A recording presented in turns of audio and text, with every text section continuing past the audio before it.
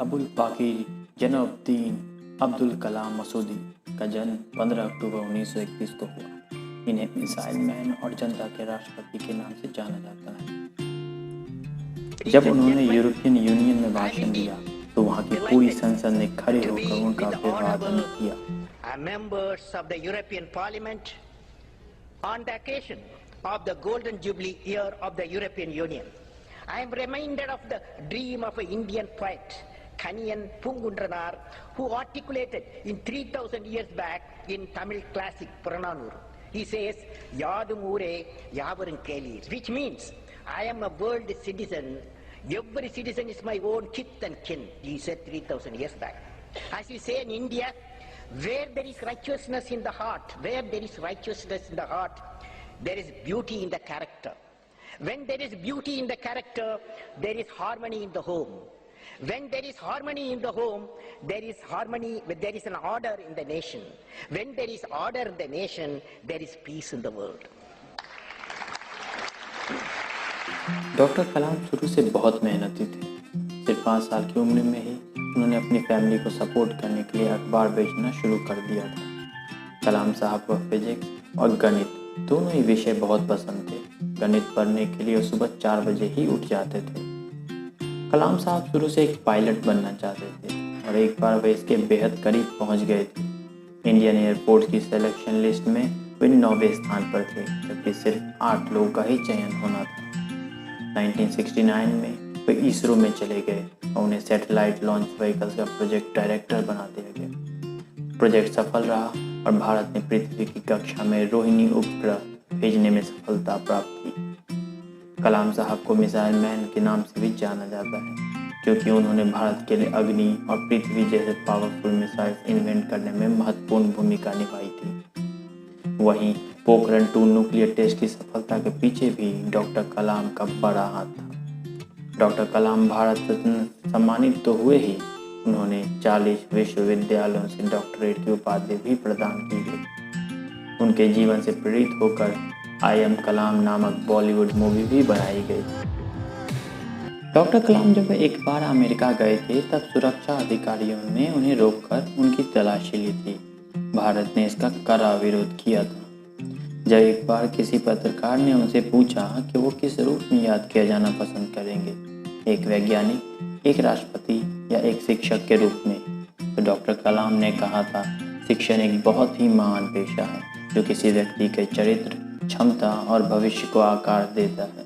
अगर लोग मुझे एक अच्छे शिक्षक के रूप में याद रखते हैं तो मेरे लिए सबसे बड़ा सम्मान होगा। डॉक्टर कलाम जब स्विट्जरलैंड विजिट पर गए थे, उनके सम्मान में 26 मई को साइंस डे के रूप में मनाने की घोषणा कर दी गई। डॉक्टर कलाम को तमिल में कविताएं लिखने और वीणा बजाने का बहुत शौक था। डॉक्टर कलाम शुरू में तो नॉन वेजिटेरियन थे, लेकिन बाद में वेजिटेरियन बन गए। डॉक्टर कलाम पहले ऐसे राष्ट्रपति हुए जो अविवाहित थे और एक वैज्ञानिक भी। डॉक्टर कलाम को राष्ट्रपति बनने से पहले ही देश का सर्वोच्च नागरिक सम्मान भारत रत्न दिया जा चुका था।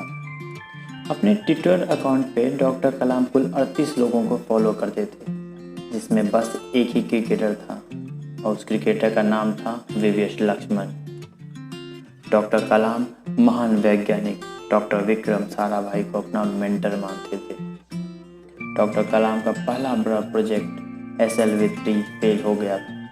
उस समय वो बहुत दुखी हुए थे। वह अपनी गलतियों से सीखते हुए उन्होंने आगे चलकर बड़ी बड़ी सफलताएं अर्जित की। डॉक्टर कलाम को 2 बार 2003 और 2006 में MTV यूथ आइकॉन चुना गया था।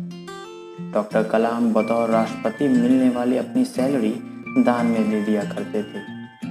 उन्होंने एक ट्रस्ट बनाया था, providing urban amenities to rural areas, that is पूरा, और इसी ट्रस्ट में वो अपनी सैलरी डोनेट कर देते थे।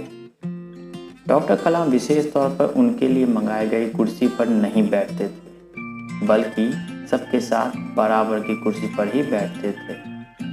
डॉक्टर कलाम चाहते थे कि राष्ट्रपति भवन पूरी तरह से सौर ऊर्जा से संचालित हो, लेकिन उनके कार्यकाल के दौरान ये कार्य पूरा नहीं हो पाया।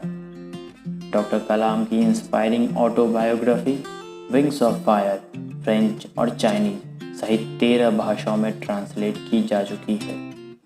डॉक्टर कलाम ने अलग अलग विषयों पर कम से कम 15 किताबें लिखी हैं। उनका कहना था, लिखना मेरा प्यार है। अगर आप किसी चीज़ से प्यार करते हैं, आप उसके लिए बहुत सारा समय निकाल लेते हैं।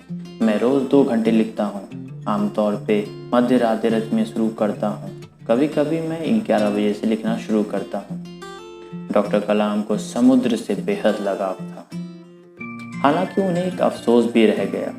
जी हाँ, अपने माता पिता की आंखों की समस्या के लिए कुछ खास न कर पाना डॉक्टर कलाम के जीवन का सबसे बड़ा अफसोस था।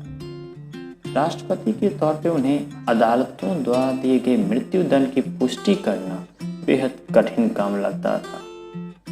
वहीं डॉक्टर कलाम एक कुशल लीडर थे। वे किसी भी परियोजना के फेल होने पर खुद को जिम्मेदार ठहराते थे, लेकिन सफलता मिलने पर पूरी टीम को श्रेय देते थे। डॉक्टर कलाम को बच्चों से बहुत प्यार था और वे हमेशा उनकी जिज्ञासा को शांत करने की कोशिश करते थे।